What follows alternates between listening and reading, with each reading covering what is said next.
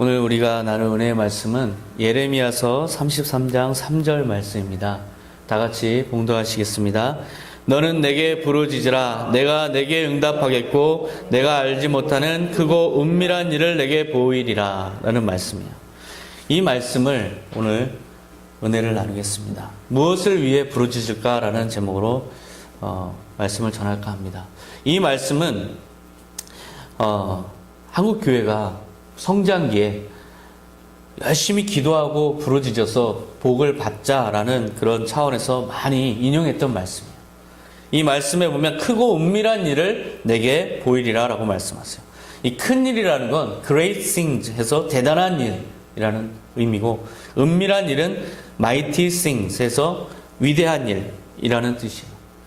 그래서 한국교회가 그렇게 열심히 부르짖었고 주님께서는 우리에게 엄청난 축복을 주셨어요. 그래서 경제적으로 전쟁 후에 절대 빈곤한 상태에서 30년 만에 초속 경제 성장을 이루게 하셨죠. 그래서 절대 빈곤은 지금 이제 거의 겪지 않고 있어요.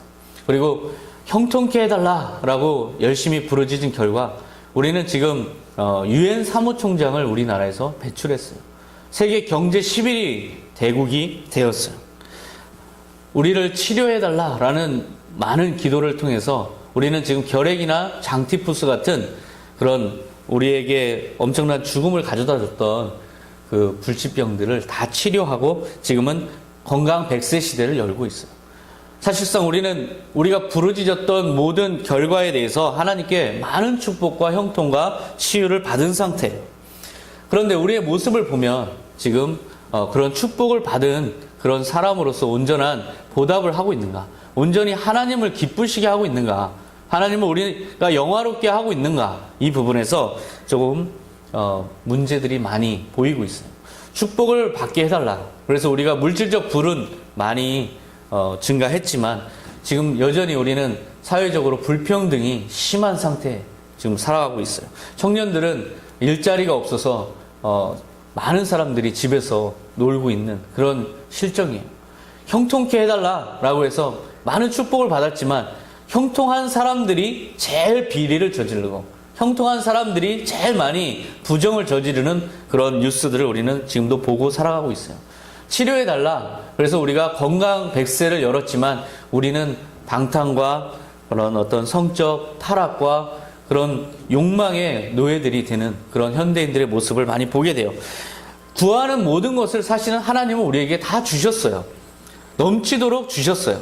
우리가 이렇게 놀라운 축복을 받은 걸 보면 이 축복이 우리의 부르짖음에 따라서 하나님께서 축복해 주신 것이다. 이렇게 생각이 될 정도로 정말 하나님은 넘치는 축복을 주셨는데 과연 우리가 그 축복을 누릴 만한 그런 자격을 가지고 있는가? 하나님을 지금 기쁘시게 하고 있는가? 하나님을 영화롭게 하는 원래 그 관구의 목적을 제대로 우리가 지키고 있는가? 그런 점에서 한국교회 또한 우리 한국사회는 반성할 게 참 많은 것 같아요. 만약에 지금 우리가 다시 부르짖어야 합니다 라고 한다면 과연 무엇을 위해 부르짖을 것인가? 자, 그런 점에서 생각해 볼 게 많아요. 한국교회는 지금 부르짖음이 많이 상실되고 있어요. 그래서 더 열심히 부르짖어야 되는 건 맞아요. 하지만 문제는 부르짖음의 진정한 목적마저 상실하고 있다는 것도 꼭 한번 짚어봐야 될 문제예요. 우리가 아무리 부르짖어도 물질주의와 성장주의의 그런 패러다임 속에서 계속 머물러 있다면 우리는 여전히 우리 부르짖음이 도대체 어디를 향하고 있는가? 이렇게 해서 축복을 받은들 우리는 정말 하나님을 영화롭게 하고 하나님을 의롭게 하고 하나님이 원하시는 뜻을 실현해 드리고 있는가? 다시 계속 회의가 들 거예요. 진정 중요한 건 오늘 말씀을 보면 다른 곳에 있어요. 부르짖어라. 그러면 크고 은밀한 일을 내게 보이리라. 라는 이 말씀에 있다기보다는 그 앞에 있는 말씀에 있어요. 그것은 뭐냐면 내가 알지 못하는 크고 은밀한 일을 보이신다고 하신 말씀에 있어요. 이 은밀한 일, 내가 알지 못하는 일, you do not know 라는 거죠. 우리가 알지 못하는 하나님의 뜻이 이루어지는 것이 진정 우리 부르짖음의 목적이 되어야 돼요. 우리의 뜻, 우리가 바라는 것, 우리의 욕망이 실현되는 것이 아니라 정말 온전히 하나님이 의롭게 여기시는 일이 실현되기를 우리는 구해야 된다는 것이죠. 열왕기상에 보면 다윗의 왕위를 물려받은 솔로몬 왕이 나와요. 솔로몬 왕은 1,000번제를 드렸어요. 1,000번제라는 것은 1,000마리의 소를 번제로 드리는 거예요. 상상해 보세요. 1,000마리의 소를 잡아서 그 피를 다 쏟게 하고 한 마리만 죽어도 피가 엄청나게 많이 나오죠. 그런데 1,000마리를 제사를 드리려면 얼마나 많은 지극정성과 또한 많은 자원과 그리고 많은 사람들이 필요하겠어요. 그리고 몇 날 며칠을 그 1,000번제를 드리면서 하나님께 간절히 구한 게 있었어요. 열왕기상 3장 7절에 보면 누가 주의 이 많은 백성을 재판할 수 있사오리까 듣는 마음을 종에게 주사 주의 백성을 재판하여 선악을 분별하게 하옵소서. 하나님에게 이토록 간절하게 솔로몬은 지혜를 구했어요. 하나님, 하나님의 지혜로 하나님의 백성들을 하나님의 뜻에 맞게 인도할 수 있도록 주님 저에게 지혜를 주시옵소서. 선악을 분별하게 하시옵소서. 그래서 유명한 그 두 여인에 대한 재판 과정도 성경에 나오죠. 그토록 솔로몬은 하나님께서 부어주신 지혜로 아주 뛰어난 지혜를 발휘했고 열방의 그 지혜가 칭송이 될 만큼 그렇게 놀라운 지혜를 발휘했어요. 그러면 하나님의 뜻에 맞게 계속 하나님의 뜻 구한 것처럼 하나님께 구한 것처럼 하나님의 뜻에 맞게 계속 그렇게 통치를 해야 되는데 솔로몬은 후에 부르짖음의 진정한 자기의 목적을 상실하는 그런 모습을 보여요. 열왕기상 3장 6절에 보면 솔로몬이 여호와의 눈앞에서 악을 행하여 그의 아버지 다윗이 여호와를 온전히 따름같이 따르지 아니하고 라는 말씀이 있어요. 솔로몬은 후궁을 700명이나 두고 첩을 300명이나 두고 그렇게 성적인 타락에 빠져요. 또한 이 사람들이 이방 여인들이었어요. 이방 신을 숭배하는 우상을 숭배하는 여인들을 가까이 하다 보니 자기도 우상 숭배에 빠지고 말았어요. 하나님에게 지혜를 구했던 솔로몬, 하나님의 뜻대로 통치하기를 원했던 그래서 간구했던 솔로몬은 어느덧 이방 신상에 절을 하고 우상을 숭배하고 우상을 권장하는 그런 모습으로 변하고 말았어요. 자기의 부르짖음의 진정한 목적을 상실한 그런 모습을 보여요. 그래서 3장 9절에 보면 솔로몬이 마음을 돌려 이스라엘의 하나님 여호와를 떠남으로 여호와께서 그에게 진노하시니라. 결국은 하나님의 진노를 받고 마는 거죠. 부르짖음의 목적을 상실했을 때 그는 하나님을 떠나고 하나님의 진노를 받는 처지가 되고 말죠. 주석가는 이렇게 솔로몬을 인생을 평하고 있어요. 솔로몬은 방탕하고 사치스러운 생활을 위해서 과중한 세금과 폭압 정치를 하였고 징병, 징세, 강제 노동 등에 대한 국민의 불만이 높아졌다. 그리고 이스라엘 부족 간의 갈등과 대립이 심화되었고 솔로몬이 죽자 이스라엘 왕국이 남북으로 분열하는 원인이 되기도 하였다. 자, 솔로몬이 그렇도록 하나님께 1,000번제를 드려가면서 마음을 다 드려가면서 구했던 목적이 바로 이런 모습이었을까요? 결국 이런 어떤 결과를 맞자고 그렇게 부르짖었을까요? 그는 계속해서 하나님께 뭔가를 부르짖는 그 형태는 이어갔어요. 하지만 자기의 부르짖음의 진정한 목적을 상실했을 때 그는 오히려 하나님의 진노에 놓이고 말았어요. 애초에 부르짖음의 목적을 상실한 그의 모습을 우리는 볼 수가 있어요. 이런 부르짖음의 목적을 상실한 모습이 바로 우리의 모습이 아닐까. 한국 교회의 모습이 아닐까. 그리고 우리의 신앙생활이 아닐까. 그런 생각을 오늘 하게 되는 것이죠. 예수님께서 예루살렘의 십자가에서 이제 죄사함의 사역을 하기 위해서 예루살렘으로 올라갈 때 제자들 중에서 야고보와 요한이라는 제자가 예수님에게 간청하는 장면이 나와요. 마가복음 10장 35절에 이렇게 나와요. 선생이며 무엇이든지 우리가 구하는 바를 우리에게 하여 주시기를 원하옵나이다. 우리가 부르짖으라 하는 말씀에 우리가 응답하면서 또한 그것에 대해서 순종하면서 우리는 열심히 부르짖죠. 근데 그 부르짖는 내용이 바로 지금과 같은 내용이에요. 주님, 우리가 원하는 것을 내가 원하는 걸 이루어 주시옵소서. 주님, 나는 이것을 원합니다. 나는 축복을 원합니다. 형통을 원합니다. 병 고치기 원합니다. 이것을 이루어 주시옵소서 하고 하는 우리의 기도와 너무나 닮았죠. 제자들은 그렇게 자기의 소원을 이루어 달라고 예수님에게 구해요. 근데 그 모습뿐만 아니라 그 내용도 또한 우리와 닮았어요. 마가복음 10장 37절에 보면 우리를 주님의 영광스러운 나라에서 하나는 주님의 오른편에, 하나는 주님의 왼편에 앉게 해 주시옵소서. 오늘날로 말하자면 인사청탁을 하고 있는 거예요. 그런데 이 청탁을 예수님이 받았을 때 예수님은 참 갈등에 빠졌을 거예요. 누구를 우편에 앉게 하고 누구를 재상으로 앉히고 누구를 배제할 것인가? 좌우는 분명히 두 명밖에 없는데 그렇다면 누구를 배제할 것인가? 베드로를 배제할 것인가? 빌립을 배제할 것인가? 이러한 요청은 내가 원하는 바를 분명히 기도한 것인 건 맞지만 예수님에게 참 갈등스러운 그런 요청일 거예요. 만약에 생각해 보세요. 시험장에 두 명이 정원인 학과에 한 명이 정원인 학과에 지원하는 그 학생을 둔 부모님이 둘 다 시험장에 와서 주님 내 아들이 붙게 해 주시옵소서 라고 열심히 둘 다 기도를 한다면 예수님은 참 당황스러우실 거예요. 그런 것처럼 지금 자기들만 특별한 자리에 앉게 해달라고 인사청탁성 기도를 하고 있어요.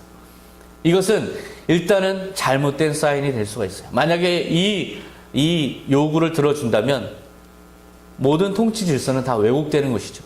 자, 신하가 왕에게 내 자리를 이렇게 달라라고 요청할 수 있을까요?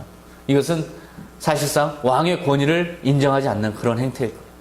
그리고 또한 그렇게 국가가 운영이 된다면, 그렇게 통치 질서가 형성이 된다면 그 공동체는 아마 제대로 된 질서를 잡지 못하고 방황할 거예요. 또한 이거는 그 통치자의 뜻을 왜곡시킬 수가 있어요. 만약에 우리가 지금 내가 형통케 해달라, 나만 잘되게 해달라 라고 그렇게 요구를 하는 상황이라면 분명히 그 사람을 향해서 하나님이 뜻하신 섭리의 모든 질서들, 섭리의 시간, 섭리의 때, 섭리의 계획들은 또한 왜곡될 수밖에 없고, 또한 하나님의 온전한 뜻이 실현되지 못할 수가 있어요. 우리가 부르짖지만 그것은 온전히 하나님의 때에서 하나님의 시간에서 이루어진다는 걸 믿어야지, 하나님의 뜻을 왜곡하면서까지 애걸복걸하면서 우리가 부르짖는다면 그것은 우선순위가 아니라는 말씀이에요. 무엇보다 그렇게 부르짖었을 때, 그것이 실현되지 않았을 때 그 마음에 실망과 낙심이 생겨서 예수님을 떠날 것이라는 것이 가장 큰 위험이죠. 우리가 열심히 부르짖는다는 것 그 자체야 얼마나 아름답고 주님께서 원하시는 것이겠어요. 하지만 그것이 그토록 간절하게, 그토록 맹목적으로 부르짖어졌을 때 그것이 실현되지 않고 하나님의 때를 위해서 우리가 기다리라는 명령을 받았을 때 우리는 오히려 낙심하고 하나님을 떠날 우려가 있다는 거죠. 아버지에게 간절하게 뭔가를 원하는 아이, 아버지를 믿는 건 좋지만 그것이 실현되지 않았을 때 아버지에게 실망하고 낙심해서 일탈을 하게 된다면 그것만큼 걱정스러운 일이 없죠. 마찬가지로 예수님은 그래서 이 제자들의 요구에 대해서 예수님은 경계하는 그런 말씀을 하세요. 마태복음 20장 22절에 보면 너희가 구하고 있는 것이 무엇인지도 모르고 있다. 내가 곧 마시게 될 고난에 쓴 잔을 너희도 마실 수 있겠느냐라고 경계하세요. 예수님은 지금 자신이 십자가의 고난을 당하기 위해서, 십자가의 사명을 감당하기 위해서 이 고난을 당하고 있다는 사실을 부각시키세요. 그래서 너희가 지금 부르짖고 있는 것이, 너희가 나에게 원하고 있는 것이 그것이 온전히 원하는 게 아니고 온전한 정말 해야 될 그런 요구가 아니라는 것을 주님께서 간접적으로 책망하시는 거예요. 하나님의 섭리에 철저하게 순종하면서 자기의 모든 삶을 들여서 고난을 묵묵히 감당하고 계신 예수님의 자신의 모습을 보여주시면서 우리에게 진정 부르짖음의 자세는 어때야 되는가, 그 모습을 우리에게 보여주고 계세요. 만약에 야고보와 요한처럼 이 땅에서 고난을 피하고 예수님과 함께 당하고 함께 감당해야 될 고난을 회피하고 만약에 자기들의 욕망과 탐욕대로 모든 권력의 성취가 쉽게 이루어진다면 그것은 주님의 뜻에 반하는, 주님의 뜻과는 좀 다른 그런 간구라는 것이죠. 요즘에 학생들 지금 수능이 얼마 안 남았어요. 학생들이 참 많은 이야기를 해요. 선생님, 지금 이 EBS 문제집만 풀면 저 1등급 맞을 수 있나요? 이런 질문이 제일 많아요. 이 논술 문제, 지금 재작년 이 기출문제, 우리 정규반에서 하고 있는 이 기출문제 풀면, 붙을 수 있나요? 저 합격하죠? 이렇게 많이들 얘기를 해요. 참으로 난처해요. 왜냐면, 사실상 지금 수능 만점을 바라보는 학생들도 보게 되는데, 그 학생들은 자기가 과연 틀릴 게 있을까 하는 마음으로 문제집을 사서 풀고 있거든요. 내가 과연 틀리는 게 있을까를 체크하기 위해서 문제집을 사서 풀고 있는데, 이 학생들은 이 몇 것만 풀면 자기가 그런 높은 점수를 받을지도 모른다, 그런 착각에서 너무나 쉽게 자기의 목적을 달성하려는 그런 요구들을, 또는 그런 희망사항들을 저에게 많이 얘기를 해요. 저는 그 학생들에게 얘기해요. 남은 30일만이라도 최선을 다해서, 혼신을 다해서 이 고난의 아픈 시간들을 기꺼이 감당하려고 용기를 내라. 그리고 더 부단하게 열심히 해라. 라고 조언을 하고 있어요. 사람들은, 그래서 학생들에게 또 그렇게 얘기하죠.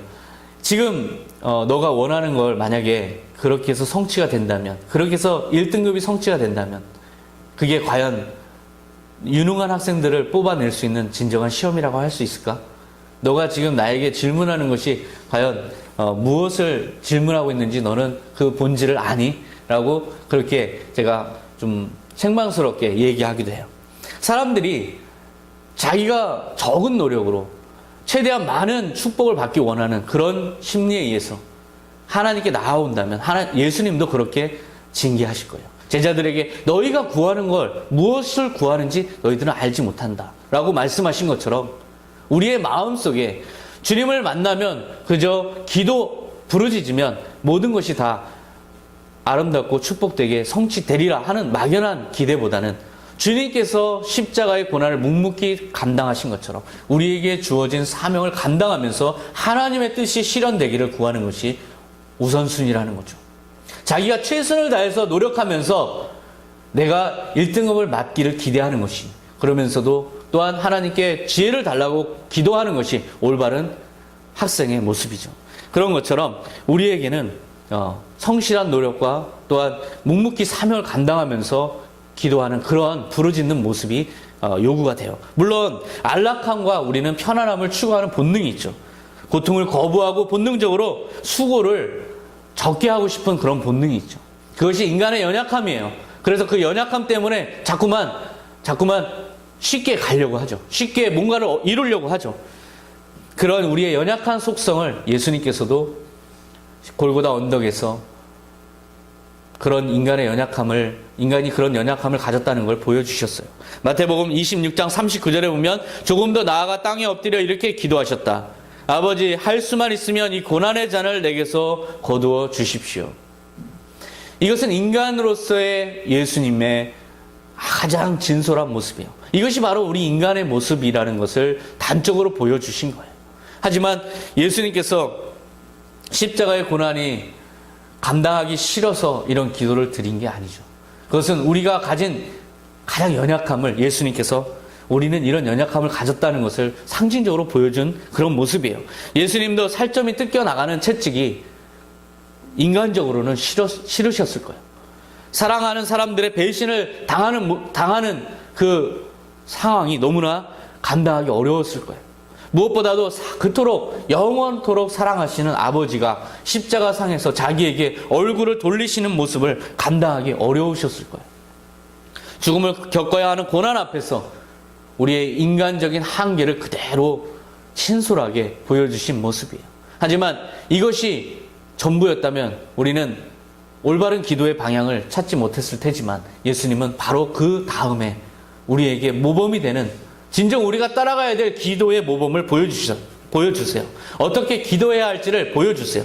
마태복음 26장 39절에 그러나 제 뜻대로 마시고 아버지의 뜻대로 하십시오. 이렇게 기도하세요.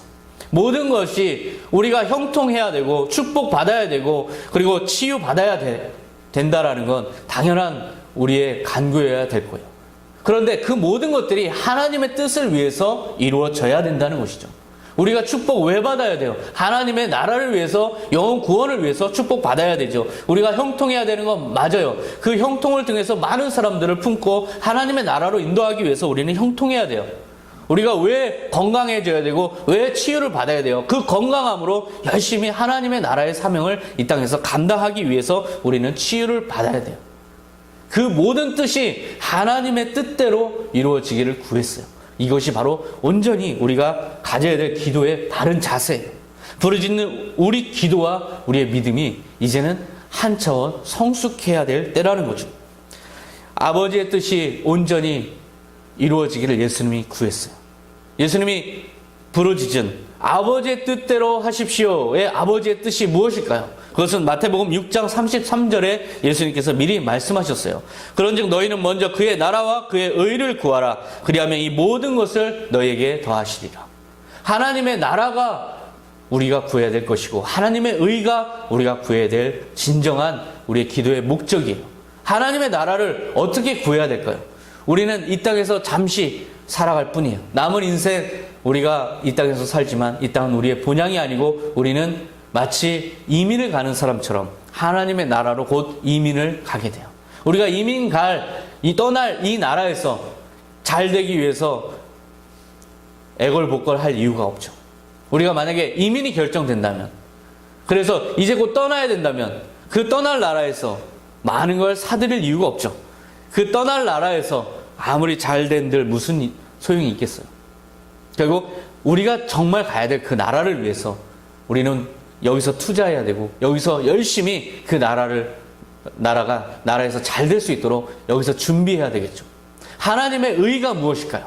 그것은 그 나라가 바로 우리 아버지가 준비한 나라고, 우리 아버지가 원하시는 것은 우리가 다 같이 함께 가는 것이에요. 우리가 최대한 많은 사람들을 구원해서 하나님의 나라로 들어가는 것이 하나님의 뜻이에요. 그 하나님의 뜻을 실현해 드리는 것, 아버지의 잃어버린 자식들을 모두 찾아서 함께 손잡고 하나님의 나라로 들어가는 것, 그것이 바로 하나님을 기쁘시게 하고 하나님을 영화롭게 하는 하나님의 의라는 거죠. 따라서 우리는 열심히 우리의 건강과 우리의 물질과 우리의 잘 되는 모든 것들을 통해서 하나님의 나라와 의를 실현하기 위해서 열심히 간구해야 돼요. 그것이 먼저 실현되는 것이 중요해요. 이 모든 것을 그러면 더하시리라 라고 말씀하셨어요. 우리가 바라는 축복과 형통과 병고침은 그 자체만의 목적이 아니에요. 그 자체만의 목적이 아니라 우리가 먼저 하나님의 나라와 의를 구했을 때 하나님이 더해주시는 축복과 형통과 치유를 우리는 경험하는 것이 순서예요. 그게 우선순위예요.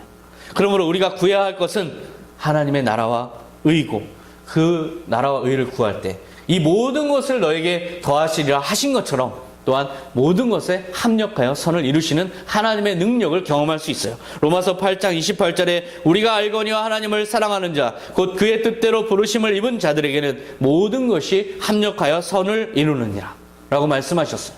우리가 이 땅에서 축복을 바라고 또한 고난 가운데 하나님의 뜻을 실현하기 위해서 노력하는 모든 가운데 겪는 수치와 애매함과 여러 가지 잘못된 사건들, 그리고 고통들, 고난들, 이 모든 것들이 사실은 그 자체로 우리의 불행이 아니라 합력하여 선을 이루시는 하나님의 뜻이라는 것.